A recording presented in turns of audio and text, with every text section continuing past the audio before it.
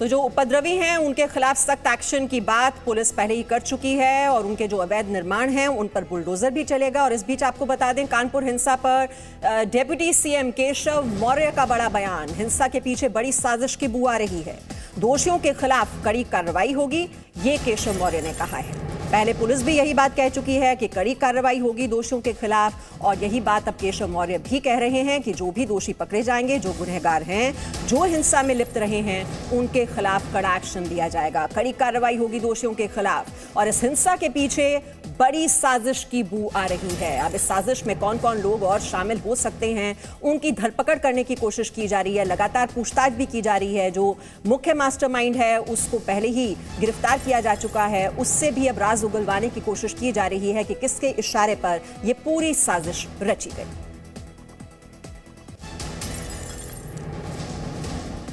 देश बहुत अच्छी कानून व्यवस्था के साथ प्रगति के पथ पर आगे बढ़ रहा है, लेकिन कानपुर के उपद्रव के पीछे गहरी साजिश की बू आ रही है।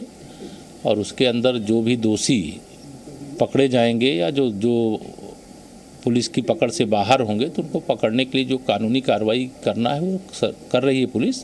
लेकिन कानपुर में जो दंगा करने की कोशिश करने वाले तत्व हैं, उनको पकड़ करके उनके खिलाफ कठोरतम कार्रवाई करने के लिए जो भी आवश्यक कदम होगा नियम के दायरे में उठाया जाएगा। लेकिन कानपुर सहित उत्तर प्रदेश में कोई दंगा करने की कोशिश करे, कोई गुंडागर्दी करने की कोशिश करे, अपराध करने की कोशिश करे, और वह अगर ये समझे कि वो बच जाएगा, तो वह युग अब समाप्त हो गया है। अब कानून व्यवस्था का राज है, और इस समय कोई गड़बड़ करेगा तो उसे उसकी सजा भुगतनी पड़ेगी। तो बड़ी साजिश की बू आ रही है, ये बड़ा बयान केशव मौर्य का। और कानपुर हिंसा के संदिग्धों की नई तस्वीरें जारी की गई हैं। जी न्यूज के पास नए संदिग्धों की तस्वीरें मौजूद हैं, जिन्हें थोड़ी देर पहले पुलिस ने जारी किया है। पहले भी 40 उपद्रवियों के पोस्टर जारी किए गए थे। ये सारी तस्वीरें हमने आप तक पहुंचाई हैं, और अब ये कुछ नए संदिग्ध हैं, उनकी तस्वीरें ये जारी हुई हैं। और इसमें आपको नजर आएगा इन तस्वीरों में किस तरह से ये उपद्रवी वहां पर पत्थरबाजी करने में लगे हुए थे। जो पुलिसकर्मी वहां पर कानून व्यवस्था को नियंत्रित करने की कोशिश कर रहे थे, उन पर पत्थर बरसाए जा रहे थे। जो वहां पर दुकानें थीं, उन पर भी तोड़फोड़ की गई। वहां जो बाहर सीसीटीवी कैमरे लगे हुए थे दुकानों के बाहर, उनको भी तोड़ दिया गया ताकि कोई सबूत ना बचे। लेकिन फिर भी ये सीसीटीवी फुटेज जो पुलिस को मिली है, उसके आधार पर अब कार्रवाई हो रही है। और इन तस्वीरों में आपको नजर आएगा ये बाइक पर शख्स, दो जो शख्स हैं वो नजर आ रहे हैं। और ये देखिए, ये एक और तस्वीर, इसमें भी वो संदिग्ध हैं। अब ये हिंसा में लिप्त बताए जा रहे हैं। जो उस दिन हिंसा हुई, उपद्रव हुआ, जो जमकर हंगामा किया गया, उसमें शामिल ये लोग जिनकी पहचान की कोशिश लगातार पुलिस की ओर से की जा रही है। तो यही हैं वो गुनहगार जो उस दिन हुई हिंसा में शामिल रहे थे, जो लिप्त रहे थे हिंसा में। उनको छोड़ा नहीं जाएगा, बख्शा नहीं जाएगा। ये कानपुर पुलिस भी लगातार बात दोहरा रही है कि उनके खिलाफ एनएसए के तहत कार्रवाई होगी, सख्त कार्रवाई की जाएगी। जो अवैध निर्माण इस इलाके में हुआ है, हमने जो बातचीत की है वहां की डीएम से, उनकी ओर से भी कहा गया है कि अवैध निर्माण पर बुलडोजर चलाया जाएगा। तो ये नए संदिग्धों की तस्वीरें जो कि आप इस वक्त देख रहे हैं अपने टेलीविजन स्क्रीन पर, इससे पहले जो 40 उपद्रवी हैं उनकी भी तस्वीरें पुलिस ने जारी की थी। और अब आज दूसरी लिस्ट जारी होने वाली है। और उससे पहले जैसा कि हमने आपको बताया कि आरोपियों में बहुत ज्यादा खौफ है और सरेंडर का दौर भी शुरू हो चुका है। और इस बीच जी न्यूज से बोली हैं हिंसा के मास्टरमाइंड हयात हाशमी की पत्नी कि हयात हाशमी को फंसाया जा रहा है, हिंसा में शामिल नहीं था हयात। हयात को बदनाम करने की कोशिश हो रही है। हयात ने बंद का विरोध किया था। तो हयात हाशमी की पत्नी, जिनका कहना है कि हयात बेकसूर है। हयात जफर हाशमी, जिनको कि मुख्य आरोपी बताया जा रहा है इस पूरे घटनाक्रम का, उनकी पत्नी हमारे साथ बात करने के लिए मौजूद हैं, जिनको कि उस ग्रुप का एडमिन भी बताया गया। उनसे बात करते हैं, वो साफ तौर पर बता पाएंगे कि किस तरीके की ये चैट थी। मैम ये बताइए कि एक चैट वायरल हो रही है, उसमें कहा जा रहा है कि बंदी को लेकर बात की गई। फिर एक व्यापारी ने पूछा कि ये बंदी क्यों बंद की जा रही, मतलब क्यों नहीं किया जा रहा, तो उसको डांटा गया उस पूरे मामले में। जी, जहाँ तक बंदी की बात है तो ये तो न्यूज़पेपर्स वगैरह में और व्हाट्सएप ग्रुप तो आजकल सबके पास है। कोई ऐसा बंदा नहीं है, कोई ऐसी महकमा नहीं है जहाँ पे व्हाट्सएप ना हो। तो ये बंदी का ऐलान हयात जफर हाशमी साहब ने किया था, क्योंकि हमारे पैगम्बर मोहम्मद मुस्तफ़ा सल्लल्लाहु अलैहि वसल्लम की शान के खिलाफ बहुत ही ख़राब, जिसको मतलब हम बयान लफ्ज़ों में नहीं कर सकते हैं, उनके लिए बोला गया था। एक बताया जा रहा है कि कन्फ्यूज़न क्रिएट करने का प्रयास किया गया कि पहले ये कहा गया कि बंद नहीं होगा, 3 तारीख की बंदी के लिए एक बयान भी जारी किया। उसके बाद जो व्हाट्सएप ग्रुप में जुड़े हुए लोग थे उनके बीच में कन्फ्यूज़न क्रिएट किया गया कि बंदी रहेगी या नहीं रहेगी।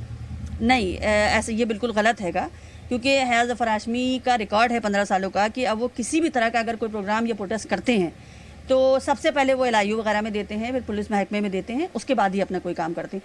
अगर पुलिस कहती है कि नहीं, ये नहीं आप करेंगे, इसको नहीं करना है, तो उसके लिए वो मानते हैं, और अगर ये ज़बरदस्ती करने की कोशिश करते हैं तो पुलिस उनको हाउस अरेस्ट कर देती है, और ये ऐसा कई बार हो चुका है। इसी तरह ये भी प्रकरण चला कि जब इन्होंने ये बंदी का ऐलान किया तो इससे पहले ये इनको इल्म नहीं था कि उस दिन माननीय प्रधानमंत्री जी या योगी आदित्यनाथ जी आए हैं।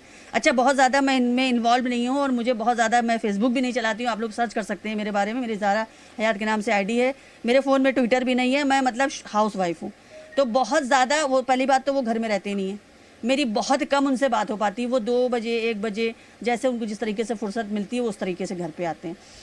तो और कभी कभी ऐसा रहता है कि पूरा पूरा दिन ही घर में रहते हैं। जिस ग्रुप की बात हो रही है उस ग्रुप की एडमिन आपको बताया जा रहा है कि आप उस ग्रुप की एडमिन है, और आपकी नहीं, बहुत से, मैं जौहर एसोसिएशन के एक ही ग्रुप नहीं, कई ग्रुप है, हम सबके एडमिन हैं जी। अपना NGO है तो जाहिर सी बात है हम एडमिन होंगे ही। तो मैं एडमिन थी, उसमें ये वायरल हुआ था कि 3 तारीख को बंदी होगी, शांतिपूर्वक ढंग से बंदी होगी, एहतिजाज करेंगे, हम अपने गुस्से का मुजाहरा इस तरीके से कराएंगे कि हम अपनी दुकानें बंद करके अपने घर में बैठेंगे। ये था मसला मेन।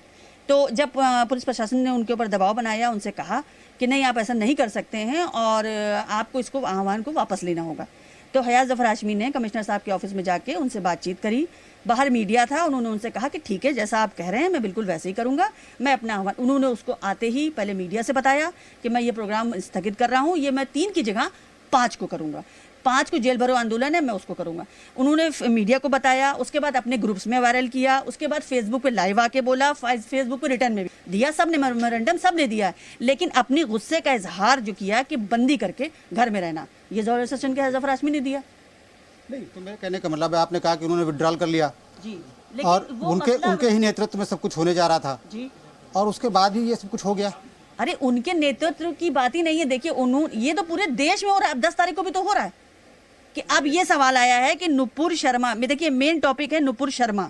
नुपुर शर्मा ने इतना बड़ा काम कर दिया, ना नुपुर के ऊपर NSA लगी है, ना गैंगस्टर लगा है, ना 307 लगी है, ना 302 लगी है, 11 मुकदमे हैं ज़फ़र हाशमी के खिलाफ हो गए, उसके ऊपर कितना मुकदमा हुआ है?